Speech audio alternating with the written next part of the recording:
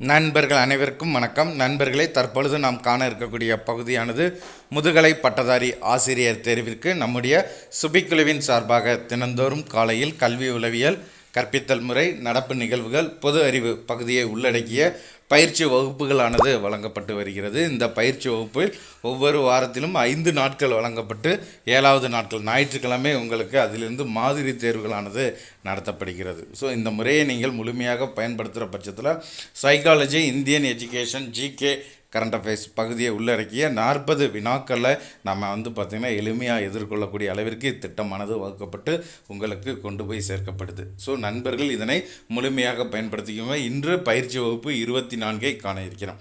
இதுவரை சைக்காலஜியில் 3 யூனிட் முடிஞ்சிருக்குது. 4வது யூனிட்டாக இருக்கக்கூடிய புலன்காட்சியை பற்றி நாம் காண இருக்கிறோம். நண்பர்களே, இந்த வீடியோ பிடித்திருந்தால் ஒரு லைக் செய்யுங்கள், உங்களுடைய நண்பர்களுக்கும் ஷேர் செய்யுங்கள். நாளை நடைபெறக்கூடிய மாதிரி தேர்வு இந்த பாடம் வரைக்கும் நம்ம வினாக்கள் எடுத்து உங்களுக்கு பயிற்சியானது வழங்கப்படும். ஸோ நண்பர்கள் இதனை முழுமையாக பயன்படுத்திக்கோங்க. புலன்காட்சி என்பது மனிதனின் புலன் உறுப்புகளில் ஏற்படக்கூடியது. மனிதனுடைய புலன் உறுப்புகளால் ஏற்படக்கூடியது தான் இந்த புலன்காட்சி. புலன் உறுப்புகள் என்பது அறிவின் வாயில்கள் என்று அழைக்கப்படுது. ஸோ இந்த பகுதி நல்லா பார்த்துக்கோங்க.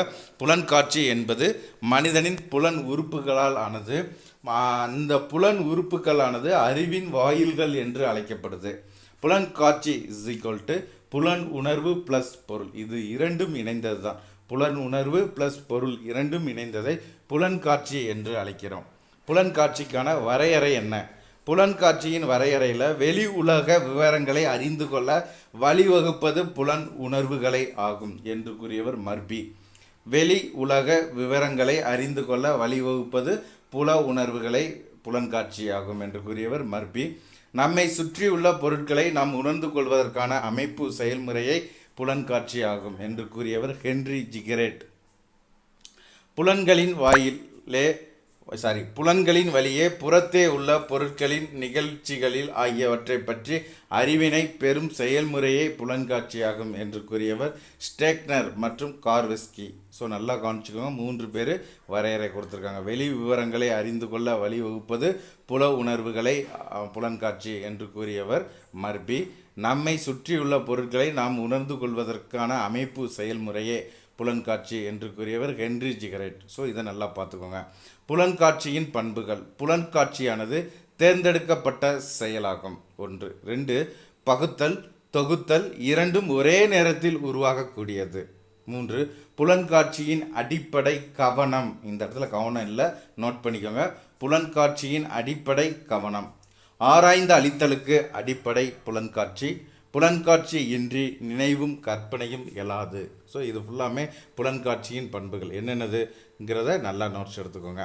புலன்காட்சியை பாதிக்கும் காரணிகள் 2 வகையாக பிரிக்கப்படுகிறது. ஒன்று அகக்காரணிகள், மற்றொன்று புறக்காரணிகள். அகக்காரணிகள் இல்லை எது வரும்? மனநிலை, கவர்ச்சி, தேவை, மனப்பான்மை, கருத்தேற்றம், எதிர்பார்ப்பு. இது ஃபுல்லாமே அகக்காரணியில் வரக்கூடியது. நல்லா கவனிச்சுக்கோங்க. மனநிலை, கவர்ச்சி, தேவை, மனப்பான்மை, கருத்தேற்றம், எதிர்பார்ப்பு. இது ஃபுல்லாமே அகக்காரணிகளில் வரக்கூடியது. புறக்காரணிகள் என்பது புலன்காட்சியின் கூறுகள் என்று கூறியவர் மர்பி. இதனுடைய காரணிகளானது புலனுணர்வு, நரம்பு மண்டலம், நமது முந்தைய அனுபவங்கள், மனநிலை. ஸோ இது ஃபுல்லாமே புறக்காரணிகள் வகையில் சார்ந்தவை. புலன்காட்சி பற்றிய கோட்பாடுகள் என்னென்ன கோட்பாடுகள் இருக்குது? புறவய கொள்கை கோட்பாடு எமிஸினுடையது. அகவய கொள்கை ஹெப் முர்பி புருனர். இடைவினை கொள்கை பியாஜே வெர்னர். ஸோ 3 கோட்பாடுகள் இருக்குது.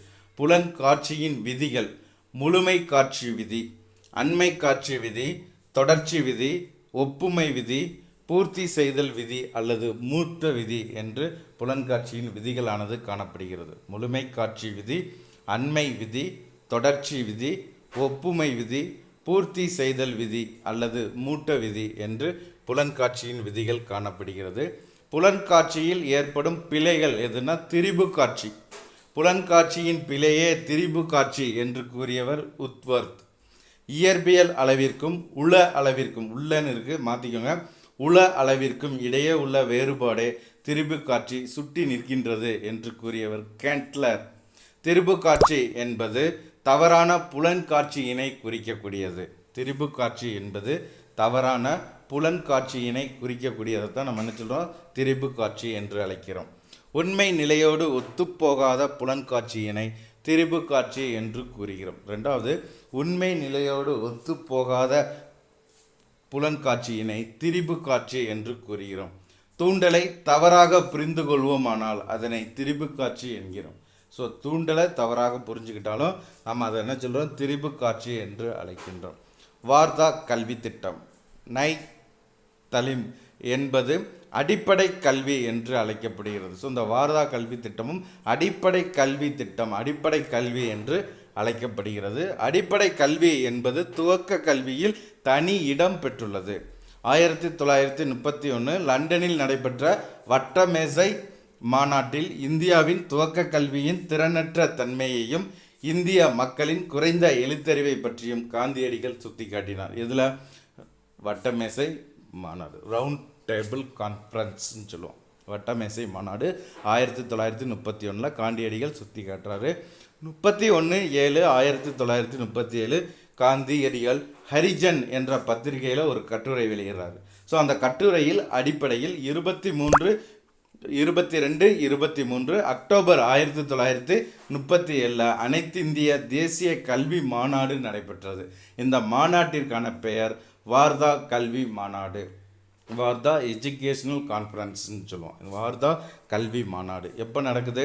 1937 அக்டோபர் 22-23. இந்த மாநாட்டின் தலைவர் மகாத்மா காந்தியடிகள். இந்த மாநாட்டினுடைய தீர்மானம் தேசிய அளவில் 7 வருடங்களுக்கு இலவச மற்றும் கட்டாய கல்வி வழங்குதல், தாய்மொழி வழி கல்வி கற்பித்தல். இந்த 7 வருடங்களில் கல்வி என்பது கைத்தொழில் உற்பத்தி வேலையை பற்றி இருக்க வேண்டும், ஆசிரியர்களுக்கு ஊதியம் வழங்க வேண்டும். ஸோ இது ஃபுல்லாமே உங்களுடைய தீர்மானமாக இருக்குது. தேசிய அளவில் 7 வருடங்களுக்கு இலவச மற்றும் கட்டாய கல்வி வழங்குதல், தாய்மொழி வழி கல்வி கற்பித்தல். இந்த 7 வருடங்களில் கல்வி என்பது கைத்தொழில் உற்பத்தி வேலையை பற்றி இருக்க வேண்டும், ஆசிரியர்களுக்கு ஊதியம் வழங்குதல். அடிப்படை கல்வி பற்றிய டாக்டர் ஜாகிர் ஹுசேன் குழு. வார்தா மாநாட்டிற்கு பின்பு டாக்டர் ஜாகிர் ஹுசேன் தலைமையில் அடிப்படை கல்வி திட்டத்தை ஆராய ஒரு குழுவானது அமைக்கப்பட்டது. எப்போ? வார்தா மாநாட்டிற்கு பிறகு யாருடைய தலைமையில்? டாக்டர் ஜாகிர் ஹுசேன் தலைமையில் அடிப்படை கல்வி திட்டத்தை பற்றி ஆராய்வதற்கு குழுவானது அமைக்கப்பட்டது. இக்குழுவினுடைய உறுப்பினர்களின் எண்ணிக்கை 9. இக்குழு டிசம்பர் 1937 மற்றும் ஏப்ரல் 1938 ஸோ இருமுறை தன்னுடைய அறிக்கையை சமர்ப்பித்தது. டிசம்பர் 1937 மற்றும் ஏப்ரல் 1938 ஆகிய காலகட்டங்களில் தன்னுடைய அறிக்கையை சமர்ப்பித்தது. ஸோ இவங்களுடைய நோக்கம் சிறந்த குடிமகளை உருவாக்குதல் மற்றும் கல்வி அறிவை விட கலாச்சாரத்திற்கு அதிக முக்கியத்துவம் கொடுத்தல். பாடத்திட்டத்தில் ஆங்கிலம் இல்லை, சமய கேள்விகளுக்கும் இடமில்லை, சமய கல்விகளுக்கும் இடமில்லை. இதை முஸ்லிம் சமயம் ஏற்கவில்லை, ஏனெனில் அவர்களது சமய கல்விக்கு முக்கியத்துவம் அதிகம் கொடுத்தனர். ஸோ அதனால் அவங்க ஏற்றுக்கிறல. அடுத்து சார்ஜண்ட் திட்டம் 1944. சர் ஜான் சார்ஜண்ட் இந்திய அரசின் கல்வி ஆலோசகர்.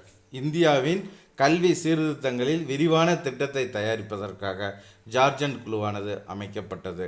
முன் துவக்க கல்வி, துவக்க கல்வி, இடைநிலை கல்வி, பல்கலைக்கழக கல்வி மற்றும் கல்வியில் பிற அம்சங்களை பற்றியும் ஆராய்வதற்காக இது அமைக்கப்பட்டு பல அம்சங்களை இது என்ன செஞ்சது? பரிந்துரை செய்தது. 22 உறுப்பினர்களை கொண்ட குழுவை இந்திய அரசு நியமித்தது. குழுவின் அறிக்கை 1944 மத்திய ஆலோசனை கல்வி வாரியத்திடம் சமர்ப்பிக்கப்பட்டது. இந்தியாவில் போருக்கு பிந்தைய கல்வி வளர்ச்சிசார் திட்டம் எதுனா இந்த சார்ஜண்ட் திட்டம் ஆகும். இந்தியாவில் கல்வியை மறுசீரமைப்பே இதன் மைய இலக்காக காணப்பட்டது. இவர்களுடைய பரிந்துரைகள் 6 முதல் 11 வயது வரை உள்ள இந்திய குழந்தைகளுக்கு இலவச மற்றும் கட்டாய கல்வி வழங்குதல். ஆசிரியர் மாணவர்களின் விகிதம் துவக்க பள்ளியில் 1:30, உயர்நிலை பள்ளியில் 1:20. துவக்கப்பள்ளி மற்றும் உயர்நிலை பள்ளிகளை துவங்குதல்.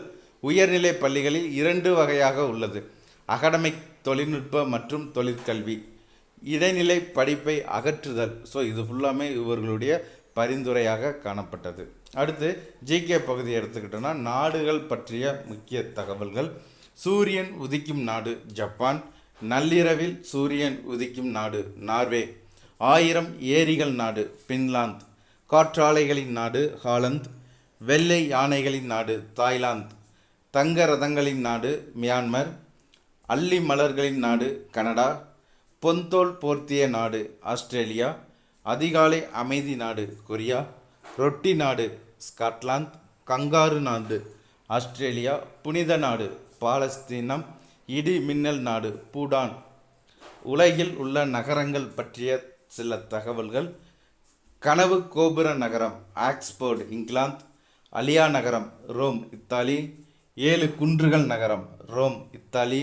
பொற்கதவு நகரம் சான் பிரான்சிஸ்கோ அமெரிக்கா. பேரரசு நகரம் நியூயார்க் அமெரிக்கா. வானம் தொடும் மாட நகரம் நியூயார்க் அமெரிக்கா. தடை செய்யப்பட்ட நகரம் லாசா திபெத். வெள்ளை நகரம் சிகாகோ அமெரிக்கா. புயல் அடிக்கும் நகரம் சிகாகோ அமெரிக்கா. தோட்ட நகரம் சிகாகோ அமெரிக்கா. கருங்கல் நகரம் அபர்தீன் ஸ்காட்லாந்து. இளம் சிவப்பு நகரம் ஜெய்ப்பூர் இந்தியா. தமிழ்நாட்டில் உள்ள சில முக்கிய நகரங்கள். ஸோ அதை ஃபுல்லாமே பார்த்துக்கோங்க. கோவில் நகரம் என்று அழைக்கக்கூடியது மதுரையும் காஞ்சிபுரம். தூங்கா நகரம் மதுரை. பட்டு நகரம் காஞ்சிபுரம். முத்து நகரம் தூத்துக்குடி. மாம்பழ நகரம் சேலம். முட்டை நகரம் நாமக்கல். மஞ்சள் நகரம் ஈரோடு. தமிழ்நாட்டில் உள்ள அணைகள் பற்றிய தகவல்கள். திருவண்ணாமலையில் உள்ளது சாத்தனூர் அணை. சேம்பகத்தோப்பு அணை. குப்பநத்தம் அணை. விழுப்புரம் மணிமுத்தாறு கோமுகி விடு. சேலம் மேட்டூர் அணை. தருமபுரி கிருஷ்ணகிரி அணை வாணியாறு. ஈரோடு பவானிசாகர் கொடிவேரி. Nilgiri Avalanche Emerald Kundah Pykara Glenmorgan. கோயமுத்தூர் அமராவதி ஆலியாறு திருமூர்த்தி. திருச்சி கல்லணை. மதுரை வைகை அணை. தேனி மஞ்சளாறு அணை. விருதுநகர் பிளவக்கல் அணை. கன்னியாகுமரி பேச்சிப்பாறை அணை. திருநெல்வேலி ராமநதி அணை. பாபநாசம் குண்டாறு அணை மணிமுத்தாறு. வேலூர் மோர்தான அணை ஆகும். அடுத்து கரண்ட் அஃபேர்ஸ் நடப்பு நிகழ்வுகளில் ஊரடங்கின் போது கிஷான் சம்மன் யோஜனா மூலம் அதிக பயன்பெறும் விவசாயிகள் எந்த மாநிலத்தைச் சேர்ந்தவர்கள்? கேரளா. நரேந்திர மோடி அவர்கள் பிரதமர் கிஷான் திட்டத்தை பிப்ரவரி 24, 2019 அன்று எந்த மாநிலத்தில் தொடங்கப்பட்டது? உத்தரப்பிரதேசம். பிரதான் மந்திரி கரீப் கல்யாண் யோஜனா எந்த ஆண்டு தொடங்கப்பட்டது? 2016. கோவிட்-19 வென்றெடுத்த முதல் இந்திய மாநிலம் கேரளா. கேரளாவின் நுழைவாயில் கொச்சின். சூரிய சக்தியால் முழுமையாக இயங்கும் உலகின் முதல் விமான நிலையம் எந்த நாட்டில் உள்ளது? இந்தியாவில். இந்திய இராணுவம் 36வது சியாச்சின் தினத்தை என்று அனுசரிக்கிறது? ஏப்ரல் 13. ஆப்ரேஷன் மேக்தோட் எந்த ஆண்டு தொடங்கப்பட்டது? 1984. நிலக்கண்ணி என்பது எதனை குறிக்கும்? வெடிபொருள். லிபியா நாடு எங்கு உள்ளது? ஆப்பிரிக்காவில். ரிசர்வ் வங்கியின் அலுவலகம் ஆரம்பத்தில் எங்கு இருந்தது? கொல்கத்தா. இந்த ஆண்டு கும்பமேளா எங்கு நடைபெற்றது? அதற்கு மத்திய அரசின் ஒதுக்கீடு நிதி எவ்வளவு? ஹரித்துவாரில் 375 கோடி. FRPM சட்டம் கொண்டுவரப்பட்ட ஆண்டு எது? 2003. மத்திய சுற்றுலாத்துறை அமைச்சகம் வெளிநாட்டவர்களுக்கு தொடங்கப்பட்ட இணையதளம் எது? Standard in India. கொரோனா நோய்க்கு இந்தியாவிற்கு அவசரகால நிதியாக உலக வங்கி கொடுத்த பணத்தின் மதிப்பு என்ன? $1 பில்லியன். பிரதமரின் தேசிய நிவாரண நிதி எந்த பிரதமரால் நிறுவப்பட்டது? நேரு. பிரதமர் நிவாரண நிதிக்கு விப்ரோ நிறுவனம் ஒதுக்கிய பணம் எவ்வளவு? 100 கோடி. செவ்வாய் கிரகத்தில் எவ்வளவு அழுத்தத்தில் தண்ணீர் இருப்பதாக நாசா கூறியது? 2.5 சென்டிமீட்டர்.